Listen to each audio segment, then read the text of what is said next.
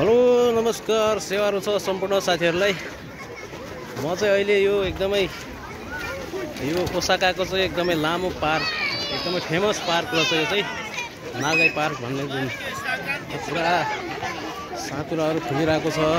साकुरा भन्दो रहेछ यहाँ चाहिँ। हाम्रोतिर चाहिँ पयु भन्छ के अरे, पयु रहेछ। यो पुरै यहाँको राष्ट्रिय फुल रहेछ। यहाँ चाहिँ हाम्रो लालीगुराँस भने जस्तो नेपालतिरको एकदमै ढकपक्क फुल्दो रहेछ। पुरा हेर्दा क्या रमाइलो लाग्ने।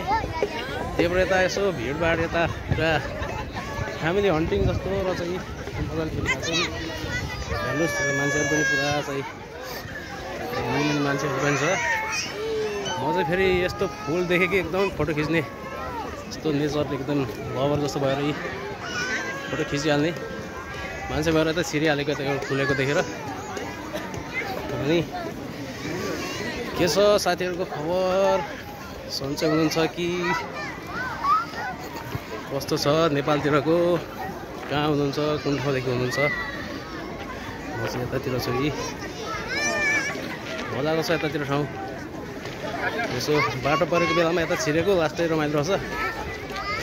यो नागाई पार्क भन्दो रहेछ। एकदम ओसाकाको एकदमै लामो पार्क हो यो सुनेअनुसार चाहिँ।